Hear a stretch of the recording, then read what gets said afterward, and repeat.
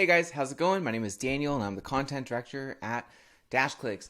Now in this mini course, we're going to go over 11 cool strategies on how you can get more revenue out of the current customers you already have.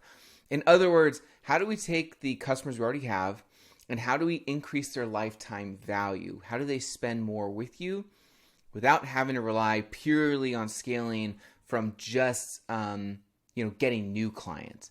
Because if you think about it, you're really leaving money on the table, especially money that you could use to help scale your agency further, create a better service for your clients, that sort of thing.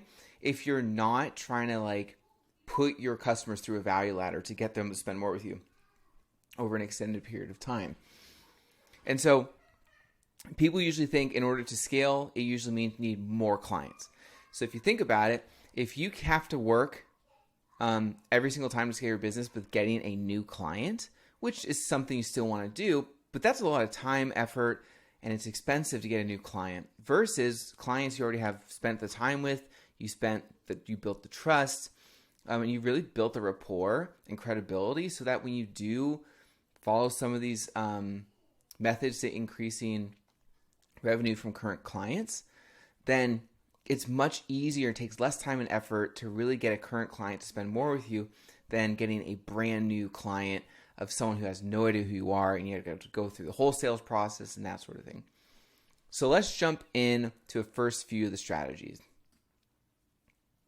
All right, strategy number one is if you have a pool of customers, it doesn't really matter how many you have, but the one thing you really should think about is creating a loyalty program. So we all know what these look like, right? The company is showing appreciation to you, the customer, for you being on with them for a certain period of time, making your first purchase. It really could be anything. It could be like anniversary. It could be like a benefit for hey, thanks for, you've been on as a client for a year, or you got your first client with us. Here's a, $10 Starbucks card, or here's some benefits. We have a loyalty program that every time you spend X amount with us, you get points. You can use those points to credit your monthly fees. Something like that where the customers feel appreciated. Because if the customers don't feel appreciated, you have to understand this way, right? The customers are they're investing a lot in your business. And typically if you're in a marketing agency, that could be anywhere from a couple $100s to a couple $1,000s to just beyond. And if they don't feel appreciated, they're going to leave. So try implementing a customer loyalty program to make them feel not just appreciated, but you value them as a customer. And so they'll stay with you on for the long term. But you can get really creative. You can have a lot of fun with how this works, the type of incentives you put together. It could be something like discounts. It could be BOGOs. Really anything that just gives value to show appreciation. As long as at the end of the day, the client feels appreciated, that's a win. Number two is unlock growth with the right pricing strategy. Now, this is sort of taboo. And usually if you bring it up, generally the response is no, we can't do that. We can't do that. Now, on the flip side, lowering your prices is something that is a little more accepted because it tends to make a bit more sense. So unlock your growth with the right pricing strategy implies that it's okay to raise your prices. It's not going to necessarily make people quit, and you can do it slowly over time. So if someone's spending $500 a month with you over 2 years, you get them to now spend $750 with you. That's a strategy that can work. And if you use that in tandem with other strategies to help build revenue like customer loyalty, then they won't necessarily mind if the price goes up by $50 or $100, give or take. If you're giving them the results, if you're giving them a great service, if you're showing your appreciation, raising your prices, takes a little bit of a sting off when you have this sort of thing. So raising your prices not only is justified because you get to create a better experience and service for them, but as you scale and get more clients, you have more money to maintain the quality of service you provide. So really, you raising prices is not a bad thing. It's actually a good thing because it helps the company be able to create a better experience for the current clients and future clients that come on. The third strategy is creatively package products or services. Okay. Now, in marketing agencies, you have kind of you either specialize in one service or you have a bunch of services. And if you were to ask me, I would say it's best to have a bunch of services. A couple reasons for this is because having more than one service, especially in different price ranges. So if you had a service that's really inexpensive, and then you had a really expensive service and everything in between, it basically gives you the opportunity to diagnose more situations and actually prescribe the right solutions to more companies so that they can it's easier for them to make that decision and say, yes, I want to be a client, versus putting everyone into, one service, putting everyone into, two services. So where that goes beyond this is you have a multitude of services, but you don't necessarily throw all the services in their face and say, pick one, right?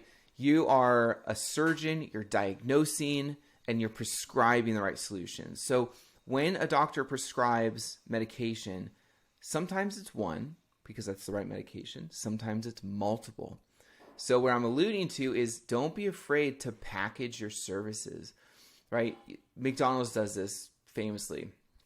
They don't really make money off a burger. They make money off if you buy a burger, fries, and a drink. It's something like that. So don't be afraid to add more value with packaging your services. Well, you know what? We'll do Facebook ads, and we'll do a small SEO package, and actually we'll give you a discount and bundle that together, and that's just a one price of this, right? So adding packaged bundles with your services not only adds more value, but it gives them a little bit more incentive, right? You can even throw like a freebie service in if you have something like that. And it just adds, it makes someone's decision easier. And what this also does, even on the back end, when you already have a client, is let's say you have a client on Facebook ads. You might come along and say, hey, by the way, guys, if you want to just add like $50 to your plan, whatever the price is, we'll throw this in for you. Do you want us to just go for that? And they go, oh, you know what? Let's do that. Okay, so we'll bundle that and give you a bundled price, blah, blah, blah. And so think of it this way. You can put things together. So another idea would be like if one service is $200 and another service is $50, together that's $250, but bundled, that's actually $150, right? So that's another idea to think of. Number 5 is stay in touch with your customers. This is probably one of the most overlooked yet most simple things you can do. Now, look, when it comes to having customers to upsell, get more lifetime value out of them, increase each customer's revenue you're receiving from them, you have to have customers and you have to have credibility. You have to have loyalty, because essentially you sell someone to get in as a client. You've sold them because you built the credibility, the trust, you've shown results, they trust you, they're excited to get started. Now when they're a client, you have to maintain that. And if you don't get the results, if you don't stay in contact with them, if you don't do the right things, then they're going to eventually just drop off and leave. So one of the things that keeps clients on for long term, besides results and actually having a great service, is staying in touch with your customers, communicating, keeping them up to date. You don't want time to go by and someone goes, oh, Daniel, I haven't heard from you in months. And you're like, oh, sorry, well, just keep paying me, So you want to keep in touch with them. And there's multiple ways you can do this, by the way. You can do monthly phone calls, which I think is just good practice anyways. Monthly phone calls. You can stay in touch via social media. You could put content out with your face. You're the face of your company, right? And that could be your one touch point for staying in touch with your clients. Could be email, could be text messages, could be phone calls. You're sending out a newsletter. Maybe you have live streams. You could online reviews. Responding to online reviews is interacting with clients. Webinars or virtual events. Facebook groups. You could even have like a little bubble chat on your website, and that could be a way to keep in touch with them. Just keeping in the forefront of your clients and communication is really one of the ways that not just maintains your client list for longer, but also when you're ready to upsell them, increase their value with them working with you, it's going to be more likely they say, yes, go ahead and add that. Yes, let's actually do this. Hey guys, we're raising our prices. Okay, Daniel, no problem. You guys are great. You keep in contact. Thanks for letting me know. For sure. That kind of stuff.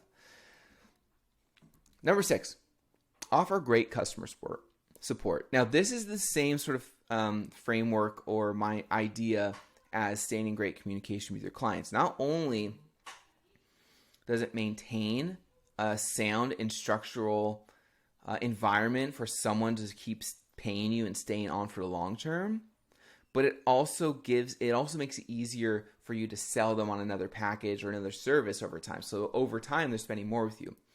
And just like great communication, this also applies to having great customer service.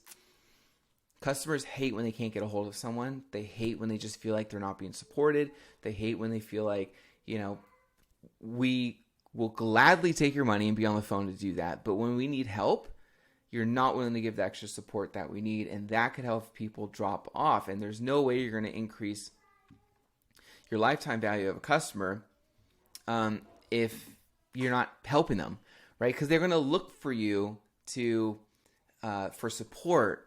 They might have questions. They might not know what's fully going on, so they're going to need help doing all this stuff. And if it's not there, they're not going to want to continue. All right, so this is part 1. I'm going to end this video here.